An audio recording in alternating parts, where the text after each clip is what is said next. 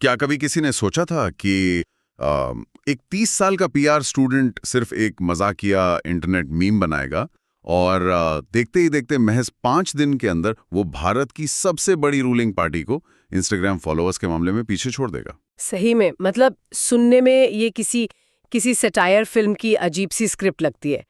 लेकिन 16 मई से 21 मई 2026 के बीच हमारे डिजिटल पॉलिटिकल सीन में एकदम यही बवाल हुआ। कॉकरोच जनता पार्टी यानी सीजेपी का अचानक से आना और 5 दिन में 1.34 करोड़ फॉलोअर्स का आंकड़ा छू लेना कोई आम बात नहीं है यार। एकदम। ये नंबर ना बीजेपी के 88 लाख और कांग्रेस के 1.33 करोड़ फॉलोअर्स दोनों से ज्यादा है, जो कि अपने आप में एक बहुत बड़ा स्टेटमेंट है। और आज की इस डीप डाइव में हम इसी कॉकरोच जनता पार्टी के अचानक हुए इस धमाके को डीकोड करने वाले हैं। और हमारे पास आज काफ़ी सारा सोर्स मटेरियल है, जैसे India Today, the Guardian, Indian Express, State Mirror, Hindustan Herald की इन डेप्थ रिपोर्ट्स हैं और डीडी न्यूज़ के एक एनालिसिस का पूरा ट्रांसक्रिप्ट भी है। बिल्कुल, काफी कुछ कवर करने के लिए। हाँ, और चर्चा में आगे बढ़ने से पहले एक छोटी सी क्लियर कर देने वाली बात। आज हम जिन सोर्सेस को डिस्कस कर रहे हैं उनमें राइट विंग और लेफ्ट विंग दोनों तरह की आइडियोलॉजी वाले विचार शामिल हैं। तो हमारा मकसद यहाँ किसी भी पॉलिटिकल पार्टी या किसी एजेंडा का सपोर्ट करना नहीं है। हमारा गोल सिर्फ ये समझना है कि ये जो अजीब सा डिजिटल फिनोमेना है, ये आखिर काम कैसे कर रहा है और क्यों हर पॉलिटिकल खेमा इस पर रिएक्ट करने को मजबूर हो गया है। ये डिस्क्लेमर बहुत ज़रूरी था। हाँ, तो इस पूरी कहानी की शुरुआत को समझने के लिए हमें थोड़ा पीछे यानी 15 मई 2026 के दिन पर जाना होगा। उस दिन भारत के चीफ जस्टिस सीजेआई सूर्यकांत ने कोर्ट हियरिंग के दौरान एक ऐसी टिप्पणी की थी जिसने एक तरह से एक चिंगारी का काम किया। हाँ, मैंने उस कमेंट के बारे में पढ़ा था। उन्होंने शायद कॉकरोच शब्द का इस्तेमाल किया था, राइट? एग्जैक्टली। हालांकि बाद में ये क्लैरिफिकेशन भी आया कोर्ट की तरफ से कि उनका इशारा उन लोगों की तरफ था जो फर्जी डिग्री लेकर सिस्टम में घुस जाते हैं। उनका मतलब उन बेरोजगार युवाओं या सोशल मीडिया एक्टिविस्ट से बिल्कुल नहीं था जो सिस्टम को क्रिटिसाइज कर रहे थे। लेकिन वो कहते हैं ना कि इंटरनेट की दुनिया में कॉन्टेक्स्ट तो हमेशा पीछे छूट जाता है। एक कैचवर्ड मिल गया लोगों को और बस वो आग की तरह फैल गया। वही हुआ।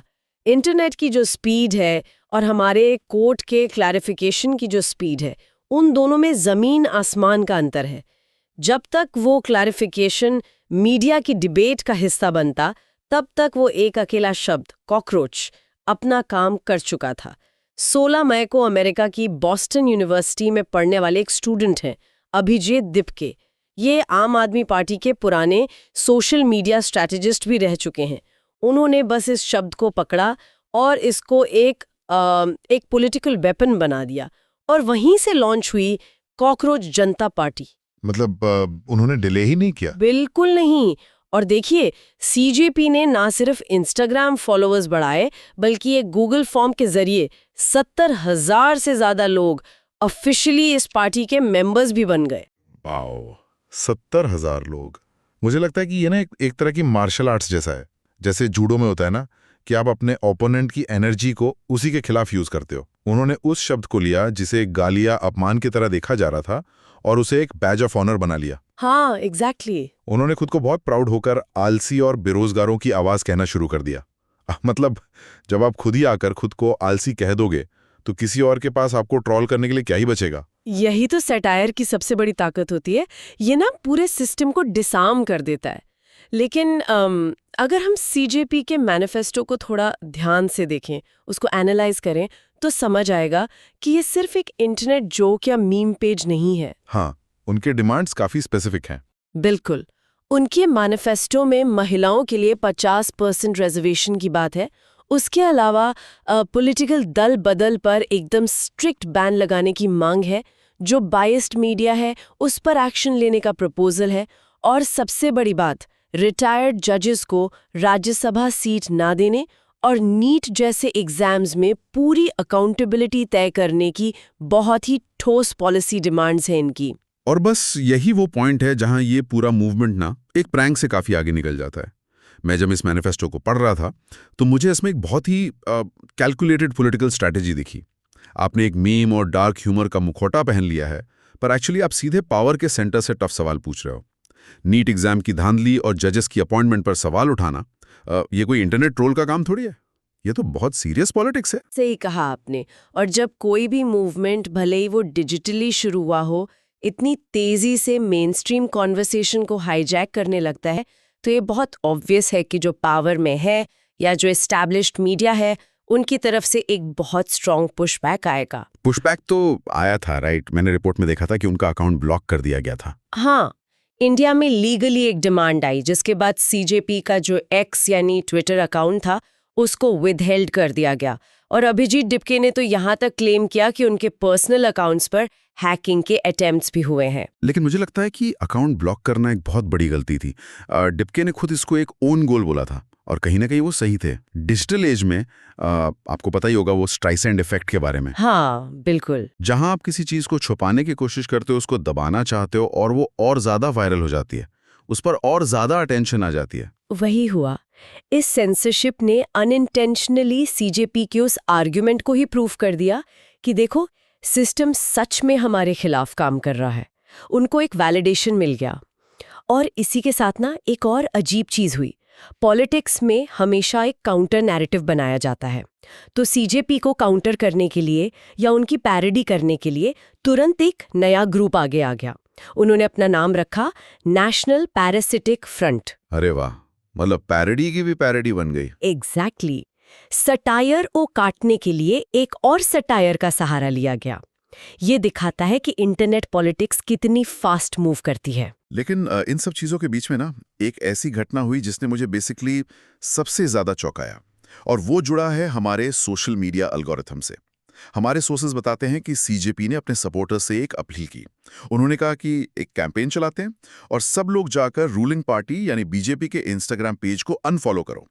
उनका आइडिया था एक मैसिव डिजिटल प्रोटेस्ट रिकॉर्ड करना। पर हुआ क्या?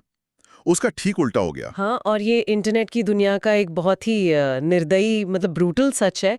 उन्होंने सोचा नेगेटिव इम्पैक्ट पड़ेगा, पर बीजेपी के फॉलोअर्स घंटे के बजाय लगभग 1 लाख और बढ़ गए। राइट। मैं इसके पीछे का मैकेनिज्म समझना चाहता हूं आपसे।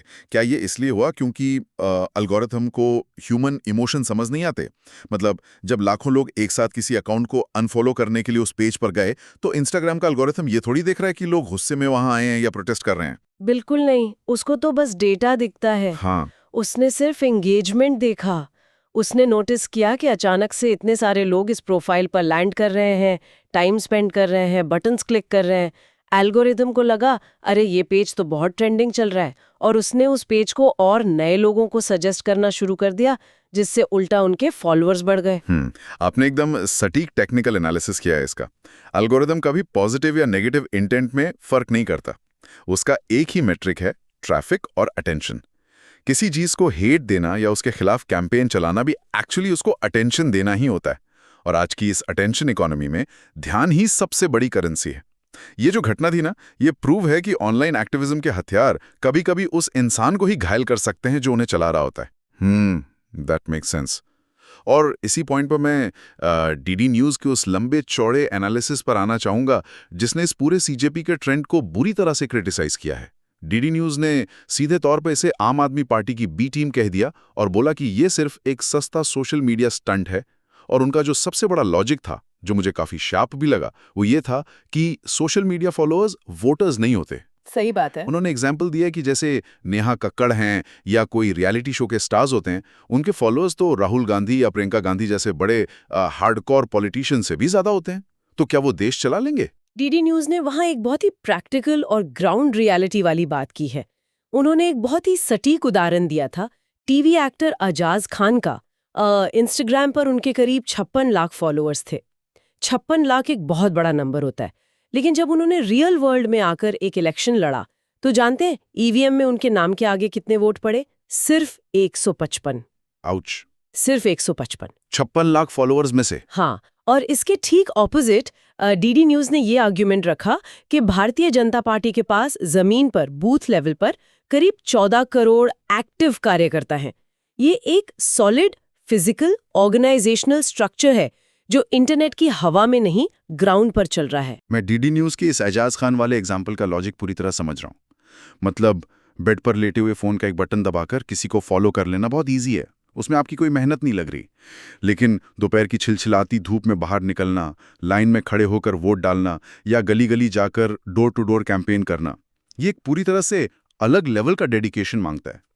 लेकिन मैं यहाँ एक काउंटर पॉइंट रखना चाहूँगा। बोलिए। क्या हम सिर्फ वोट को ही सक्सेस का मेट्रिक मानकर इस मूवमेंट की जो असली पावर है उसको इग्नोर नहीं कर रहे हैं? आपका इशारा किस तरफ है? मेरा मतलब है, देखिए, डिजिटल एक्टिविज्म का अल्टीमेट गोल हमेशा चुनाव जीतना नहीं होता। कभी कभी उनका गोल होता है एजेंडा सेट करना। अब ये 1.34 करोड़ लोग भले ही ईवीएम पर जाकर सीजेपी को वोट ना दें, पर वो मेन न्यूज़ चैनल्स और बड़ी पॉलिटिकल पार्टीज को मजबूर कर रहे हैं ना कि वो नीट एग्जाम पर बात करें, बेरोजगारी पर बात करें, पेपर लीक पर बहस करें। हाँ, ये बात तो है कि उन्होंने मुद्दे को हाईलाइट जरूर किया है। और हमने देखा कि ऑपोजिशन के बड़े नेता जैसे टीएमसी की एमपी महुआ मोहित्रा, कीर्ति आजाद या समाजवादी पार्टी के अखिलेश यादव, अगर वो लोग इस डिजिटल पार्टी को नोटिस कर रहे हैं या इनकी बात कर रहे हैं, तो इसका सीधा सा मतलब है कि सीजेपी ने पॉलिटिकल डिबेट की दिशा थोड़ी सी तो मोड़ दी है। उन्होंने ये डिसाइड कर दिया है कि आज न्यूज़ डिबेट किस मुद्दे पर होगी। एजेंडा सेट करने की उनकी जो कैपेसिटी है उसको तो मानना पड़ेगा। एक नैरेटिव या एक बज़ क्रिएट करने में सीजेपी डेफिनेटली सक्सेसफुल रही है। लेकिन, और ये एक बड़ा लेकिन है, अगर हम इंडिया के कॉम्प्लेक्स पॉलिटिकल और कॉन्स्टिट्यूशनल सिस्टम की बात करें तो सिर्फ ट्विटर या इंस्टाग्राम पर नैरेटिव बनाने से ज़मीनी पॉलिसीज़ नहीं बदलती हैं। पॉलिसीज़ बदलने के लिए आपको सिस्टम के अंदर आना होगा, पावर में आना होगा, और वहां तक पहुंचने का सिर्फ एक ही रास्ता है, इलेक्शन कमीशन ऑफ इंडिया यानी ईसीआई के दरवाजे से होकर गुजरना। हाँ, बस वहीं से असली रेड टेप और ब्यूरोक्रेसी का चक्रव्यूह शुरू हो जाता है। अगर ये प्योरली डिजिटल पार्टी कल को सच में सोचे कि यार हम तो रियल इलेक्शन लड़ेंगे, तो उन्हें सबसे पहले representation of the people act 1951 के सेक्शन 29A के अंडर अपने आप को एक पॉलिटिकल पार्टी की तरह रजिस्टर कराना पड़ेगा, जो अपने आप में पेपर वर्क और चक्कर काटने की एक लंबी थका देने वाली प्रोसेस है।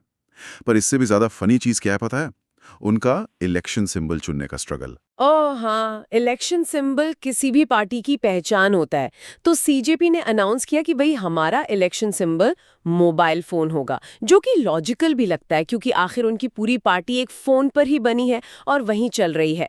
लेकिन जब हम ईसीआई की वो ऑफिशियल लिस्ट चेक करते हैं जिसमें उनके 100 से ज्यादा फ्री सिंबल्स दिए हुए हैं, तो एक बहुत ही अजीब और फनी सिचुएशन बन जाती है। हाँ, मैं पढ़ रहा था वो। उस पूरी लिस्ट में मोबाइल फोन कहीं है ही नहीं। बिल्कुल नहीं है। उस लिस्ट में आपको वो पुराने जमाने का डब्बे जैसा लैंडलाइन फोन मिल जाएगा। यहाँ तक कि उन्होंने मोबाइल का चार्जर भी ऑप्शन में रखा हुआ है, पर मोबाइल फोन खुद नहीं है। ये पढ़ करना एक तरह से सोचिए कि आप किसी पुराने सरकारी रेस्टोरेंट में गए। अच्छा। हाँ, आप वेटर को बुलाकर एक बहुत ही मॉडर्न सी डिश मांग रहे हो और इलेक्शन कमीशन रूपी वो वेटर आपको कह रहा है, देखिए सर, हमारे पास मेनू में जो छपा है हम बस वही दे सकते हैं, आपको पिज्जा नहीं मिलेगा, इस तिंडे की सब्जी से ही काम चलाना पड़ेगा, लैंडलाइन फोन लीजिए और जाइए। ये एनालॉजी एकदम परफेक्ट है। ये सटीक तरह से दिखाती है कि हमारी इंस्टीट्यूशन और ब्यूरोक्रेसी कैसे टेक्नोलॉजिकल और सोशल चेंजेस से हमेशा 10 साल पीछे चलती है। और सोचिए, अगर सीजेपी वाले तंग आकर बोले कि ठीक है मोबाइल फोन नहीं दे रहे, तो हमारा जो नाम है हमें वही सिंबल दे दो, यानी कि कॉकरोच, तो वहां वो एक और लीगली एब्सर्ड सिचुएशन में फंस जाएंगे। हाँ, क्योंकि वो रूल है ना, इलेक्शन सिंबल्स ऑर्डर 1968 वाला, जिसे बाद में 2016 में थोड़ा चेंज किया गया था। जहां तक मुझे याद है, उस रूल के हिसाब से ईसीआई किसी भी नई पार्टी को जानवर या पक्षी का सिंबल दे ही नहीं सकती। इस पर पूरी तरह बैन है अब। सही याद है आपको, और इसके पीछे का रीजन जानना भी बहुत इंटरेस्टिंग है। 1991 में एनिमल राइट्स एक्टिविस्ट ने इलेक्शन कमीशन के ऑफिस के बाहर एक बहुत बड़ा प्रोटेस्ट किया था। उनका पॉइंट ये था कि जब किसी पार्टी का सिंबल कोई असली जानवर होता है, तो वो पॉलिटिकल रैलीज और रोड शोज में उन बेचारे जानवरों को ले आते हैं, उनको पार्टी के रंगों में पेंट कर देते हैं, भीड़ में उनके साथ क्रूएलिटी होती है। उस मैस प्रोटेस्ट के बाद ही ईसीआई ने ये नया रूल बनाया था। लेकिन तब पुरानी पार्टियां क्या कर रही थी? उनके पास तो हैं ऐसे सिंबल्स। हाँ, वही एक्सेप्शन है। जो रिकॉग्नाइज्ड और पुरानी पार्टियां हैं, जैसे बहुजन समाज पार्टी का हाथी है या फॉरवर्ड ब्लॉक का शेर है, उनको इस रूल से एक्सेप्शन मिल गया क्योंकि उन्हें पहले ही आइडेंटिटी मिल चुकी थी। नई पार्टियों पर बैन लग गया। लेकिन अब यहाँ पर ईसीआई के सामने एक गजब का लीगल और मैं कहूँगा बायोलॉजी का सवाल खड़ा हो जाएगा। वो क्या? भाई, क्या एक कॉकरोच टेक्निकली एक जानवर या पक्षी की कैटेगरी में आता है? अरे हाँ, वो तो इंसेक्ट है ना, एक कीड़ा है। अब अगर कल को ये रूल पास हो जाए और पार्टी वाले रैलीज में डब्बियां भर भर के असली कॉकरोच ले आकर उड़ाने लगें, तो क्या prevention of cruelty to animals act एक कॉकरोच पर लागू होगा? बाप रे, ये तो सच में। है ना? ये एक ऐसा ग्रे एरिया है जिसमें सुप्रीम कोर्ट के लॉयर्स भी बैठकर सर खुजलाएंगे। और एक्चुअली ये सब सुनने में मजाक जरूर लगता है, पर ये दिखाता है कि हमारा जो मल्टी पार्टी सिस्टम है, जिसमें ऑलरेडी 50 से ज्यादा एक्टिव पार्टियां हैं और 400 से ज्यादा रजिस्टर्ड हैं, वो सिस्टम किसी भी नई तरह के प्रोटेस्ट या डिसेंट को कैसे स्क्वीज कर देता है। वो आपको एक ऐसी बोरिंग, धीमी और थका देने वाली ब्यूरोक्रेटिक मशीन में डाल देता है जहां आपकी सारी एनर्जी पेपर भरने में निकल जाए। आप इंटरनेट पर एक दिन में वायरल तो हो सकते हो, पर ग्राउंड के सिस्टम में आने में जिंदगी निकल जाती है। एकदम सटीक बात। और ये जो इनलीगल और इलेक्शन वाली हर्डल्स का पूरा एनालिसिस है ना, ये हमें इस कॉकरोच जनता पार्टी के सबसे डीप, सबसे जरूरी पहलू की तरफ ले जाता है। एक मिनट के लिए इन सारे ईसीआई के रूल्स, ये मीम्स, ये सटायर्स असाइड रख दीजिए। हमें खुद से ये पूछना चाहिए कि आखिर इस एक स्पेसिफिक कीड़े ने, इस कॉकरोच ने आज की जनरेशन जेड यानी आज के युवाओं के दिलों पर इतनी गहरी चोट क्यों की है? उन्हें इसमें अपना रिफ्लेक्शन क्यों दिख रहा है? मुझे लगता है इसके पीछे एक बहुत डीप साइकोलॉजिकल और जेनरेशनल शिफ्ट है। अगर हम हमारे आज के सोर्सेज देखें तो उनमें 1977 की हिस्टोरिकल जनता पार्टी का मेंशन आया है। वो पार्टी याद है ना, जो इमरजेंसी के खिलाफ जयप्रकाश नारायण की आवाज पर खड़ी हुई थी। हाँ, बिल्कुल, एक एंटी इमरजेंसी मूवमेंट था वो। उस वक्त के जो यंग लोग थे, उनके अंदर एक कमाल का आइडियलिज्म था, एक आदर्शवाद था कि हम रोड्स पर उतरेंगे, नेता बदलेंगे तो सच में देश बदल जाएगा। और आपको याद हो तो वो सेम आइडियलिज्म हमने कुछ साल पहले भी देखा था, 2011 से 2013 के आसपास। जो जनरेशन उस वक्त यंग थी, यानी मिलेनियल्स, उन्होंने उस करप्शन के खिलाफ वाले मूवमेंट और आम आदमी पार्टी के बनने में वही सेम उम्मीद देखी थी। लेकिन फिर क्या हुआ? वक्त के साथ जब वो मूवमेंट भी धीरे धीरे एक नॉर्मल ट्रेडिशनल पॉलिटिकल पार्टी के ढांचे में ढुलने लगा, तो उस मिलेनियल जनरेशन का दिल टूट गया। एक तरह का पॉलिटिकल हार्ट ब्रेक हुआ उनका। ये बहुत ही क्रूशल पॉइंट टच किया है आपने। आज की जो जेनजी है ना, उनकी तो मेमोरी ही इस पॉलिटिकल हार्ट ब्रेक से शुरू होती है।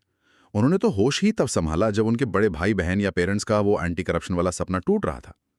आज का जो 18, 20, 22 साल का युवा है, वो जिस इंडिया में बड़ा हो रहा है, वहां वो क्या देख रहा है?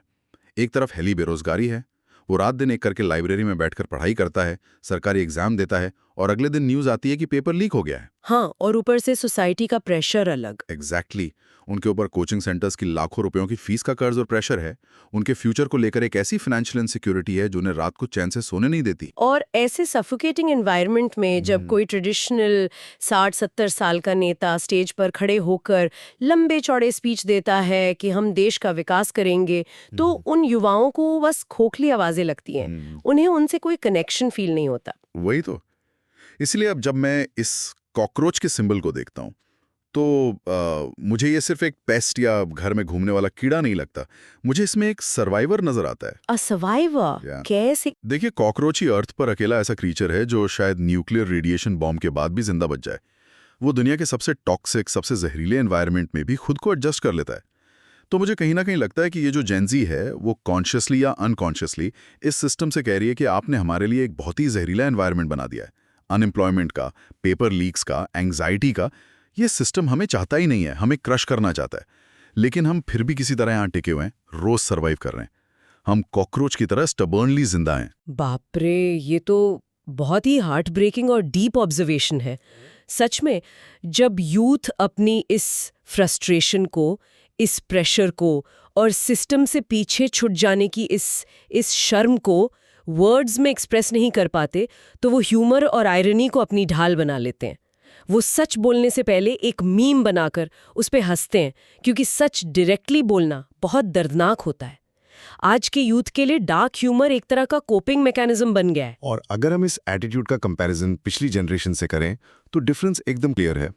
पहले जब यूथ सिस्टम से परेशान होते थे तो वो रोड्स ब्लॉक करते थे, झंडे लेकर प्रोटेस्ट करते थे, नारे लगाते थे। आज की जनरेशन एनोनिमस अकाउंट्स बनाकर डार्क मीम्स और रील्स के जरिए अपना गुस्सा निकाल रही है। अगर आप ध्यान दें तो ये 21st सेंचुरी का एक नया डिजिटल सत्याग्रह है। मैं पूरी तरह एग्री करती हूँ आपसे। और देखिए, जब किसी भी कंट्री की बड़ी इंस्टीट्यूशंस वहाँ के युवाओं के इस गुस्से को, इन अनसुनी आवाज़ों को समझने में फेल हो जाती हैं, तो वो प्रेशर कहीं ना कहीं किसी क्रैक से बाहर आएगा ही। कॉकरोच जनता पार्टी सिर्फ कुछ आलसी या बेरोजगार युवाओं का इंटरनेट टाइम पास नहीं है। अगर ध्यान से सुने तो ये सिस्टम के लिए एक वार्निंग सायरन है। सही बात है। तो इस पूरे इन डेप्थ डीप डाइव से हम क्या फाइनल टेक अवे ले सकते हैं? शुरुआत कहाँ से हुई थी? कोर्टरूम में बैठे चीफ जस्टिस की एक छोटी सी कैजुअल रिमार्क से, और वहां से चिंगारी उठी जिसने इंस्टाग्राम पर सिर्फ 5 दिन में 1.34 करोड़ लोगों की एक डिजिटल फौज खड़ी कर दी। तो क्लियर है कि कॉकरोच जनता पार्टी सिर्फ एक मजाक नहीं है। ये एक तरफ जमीनी पॉलिटिक्स के उन बोर और थकाऊ रूल्स, जहाँ इलेक्शन कमीशन कहता है कि भाई साहब लैंडलाइन फोन ले लो, और दूसरी तरफ भारत के यंग लोगों की उस डीप घुटन भरी हताशा के बीच की सीधी टक्कर है। और ये कंक्लूजन हर उस इंसान के लिए समझना बहुत जरूरी है जो इंडिया के आने वाले कल की पॉलिटिक्स को क्लेम करना चाहता है। पॉलिटिक्स की लैंग्वेज, बात करने का स्टाइल, प्रोटेस्ट करने का तरीका, ये सब कुछ अभी इसी वक्त हमारे सामने रियल टाइम में बदल रहा है। ये स्पेसिफिक मीम पेज या सीजेपी कल एग्जिस्ट करें या ना करें, उनका अकाउंट डिलीट ही क्यों ना हो जाए, लेकिन उसके बेस में जो फ्रस्ट्रेशन और सर्वाइवल की फीलिंग है वो सोसाइटी में अब बहुत डीप रूट कर चुकी है। वो कहीं नहीं जाने वाली। एकदम। और इसी थॉट के साथ मैं अपने सुनने वालों को एक ऐसे आखिरी सवाल के साथ छोड़ना चाहता हूं जो भले ही हमारी आज की इन रिपोर्ट्स में नहीं था, पर इस पूरी डिस्कशन से ऑटोमेटिकली बाहर आता है। आज हमने बात की कि कैसे यूथ ने इस मीम्स और डार्क कॉमेडी को एक वेपन की तरह यूज किया। लेकिन जरा सोचिए, अगर कल को इंडिया की ये तमाम पुरानी ट्रेडिशनल पॉलिटिकल पार्टियां इस मीम ट्रेंड को अपना लें, अगर वो अपना लंबा भाषण छोड़कर इसी तरह के मीम कल्चर और सटायर को ही अपनी कोर इलेक्शन स्ट्रैटेजी बना लें, तब क्या होगा? क्या इससे उस 60 साल के नेता और 20 साल के फर्स्ट टाइम वोटर के बीच का जो कम्युनिकेशन गैप है वो खत्म हो जाएगा?